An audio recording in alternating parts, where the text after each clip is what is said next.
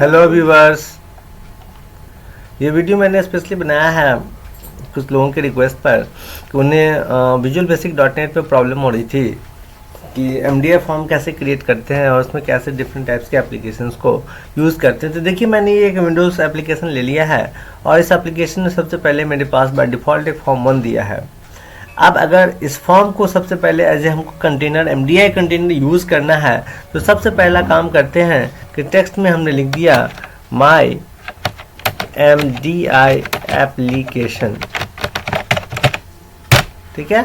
और इसकी प्रॉपर्टी में जाकर के चेंज करते हैं, फाइंड करते हैं इज MDI कंटेनर, जो पहले से फॉल्स होता है इसको हम लोग कर देते हैं ट्रू। तो अब ये जो फॉर्म का लेआउट है is changed. This form is appear as a MDI container. अब इसमें हमको एक मेन्यू चाहिए क्योंकि मेन्यू के थ्रू ही हम लोग आसानी से इसमें हैंडल कर सकते हैं। वैसे तो बटन वगैरह से भी हम लोग हैंडल करते हैं। तो एक मेन्यू स्ट्रिप ले लिए। देखिए, जैसे मेन्यू स्ट्रिप पर क्लिक किए मेन्यू स्ट्रिप 1 नाम से आकर के टूल ऐड हो गया। अब इसमें क्या करते हैं कि अगर मेन्यू बनाना है तो फाइल दे दिए। अब मान लीजिए कि इसमें हमको एक फैक्टोरियल के लिए फॉर्म बनाने हैं तो हमने लिख दिया फैक्टोरियल।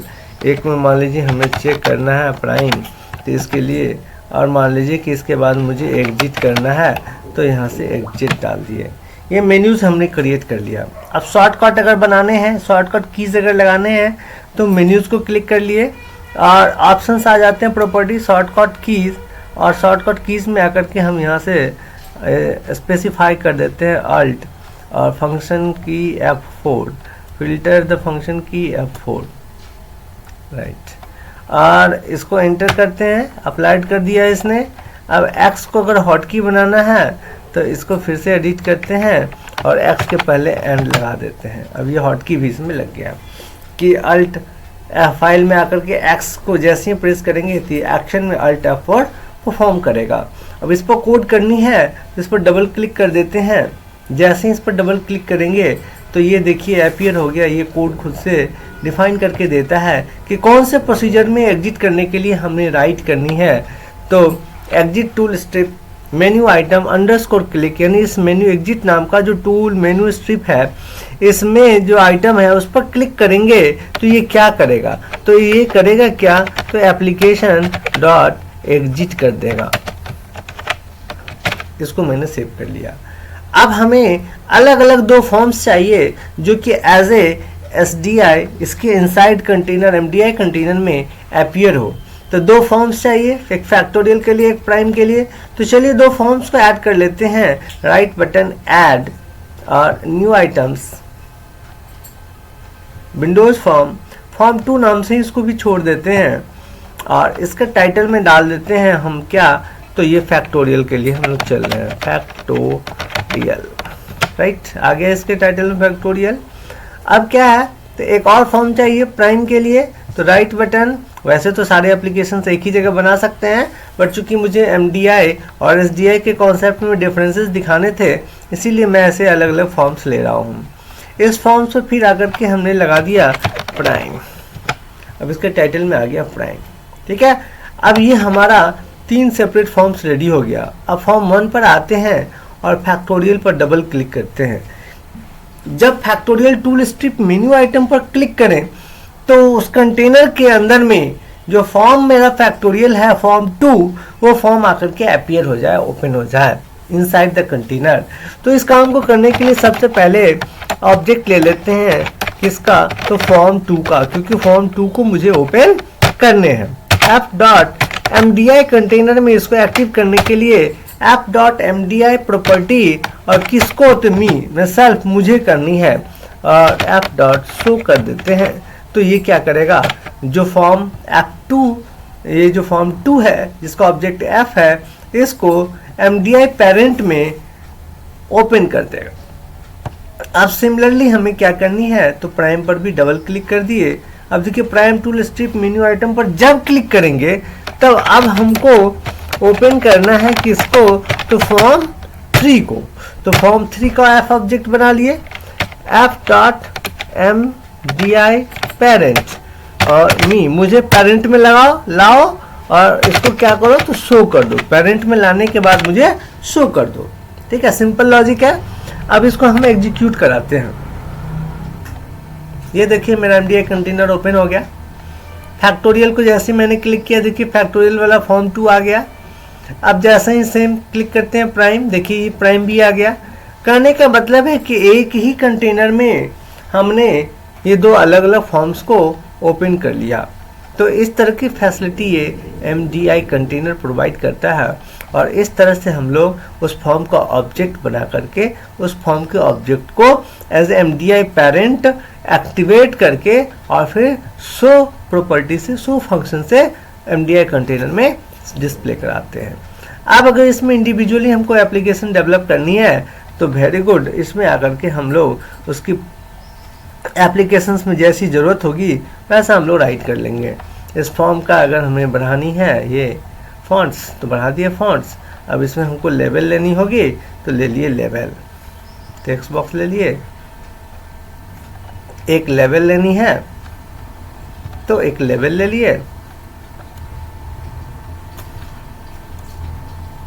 अब इसमें एक मैसेज देना है, इंटर ए नंबर। चले आते हैं इसके टेक्स्ट प्रॉपर्टी को फाइंड करते हैं। This inter any number, inter any number. अब ये यूजर को समझ में आएगा इसमें मुझे एक नंबर इंटर करनी है। ठीक है, अब क्या है कि एक बटन चाहिए जिससे हम एक्शन परफॉर्म करेंगे। आ गया मेरे पास एक बटन। अब इस बटन पर हमें कोड करनी है कि फैक्टोरियल के लिए चेक करना है, लिख दिए फैक्टोरियल, राइट। अब इसमें क्या करनी है कि एक और बटन चाहिए कि जब मेरा एप्लीकेशन का काम खत्म हो जाए तो जब हम चाहें इस एप्लीकेशन को, इस फॉर्म को एमडीआई कंटेनर में आसानी से बंद कर सकें। तो एक तो क्लोज ऑप्शन पहले से दिया हुआ है, और अगर बटन से हम करना चाहते हैं तो एक बटन ले लेते हैं और इस बटन पर लगा देते हैं क्लोज, और सबसे पहला काम करते हैं इस बटन पर कोड कर देते हैं। What will be the code? Code will be me dot hide. Me dot hide, me का मतलब है कि ऑब्जेक्ट ऑफ क्लास फॉर्म 2, जिस फॉर्म में हम लोग राइट कर रहे हैं, जिस क्लास में सामने में दिख रहा है ये जो क्लास है हमारा form 2, me is the self object of this class, and also we can say it is a current object of the class. और ये मी इसको हाइड कर देगा, यानी छुपा देगा, वो वहां से डिसअपियर हो जाएगा, डिस्पोज हो जाएगा। क्लियर है? अब है हमें उसकी लॉजिक राइट करनी है, तो फैक्टोरियल पर डबल क्लिक कर दिए। ठीक है, और यहाँ पर अब हमको लॉजिक लिखनी है DIM NI एज इंटीजर, और फैक्टोरियल निकालनी है तो dim f एज ऑब्जेक्ट और f इक्वल टू 1। इसमें व्यूअर्स के बहुत सारे आ रहे थे क्वेश्चंस कि ये जो फैक्टोरियल हम लोग कैलकुलेट करते हैं तो उसका डेटा रेंज 25 के बाद जैसे ही देते हैं तो वह इनकरेक्ट आउटपुट दिखाता है। तो अब ऐसे प्रॉब्लम को सॉल्व करने के लिए जो डेटा टाइप हमारा है ऑब्जेक्ट, उस टाइप के डेटा से f को फैक्टोरियल कंप्यूट करने के लिए डिफाइन करते हैं।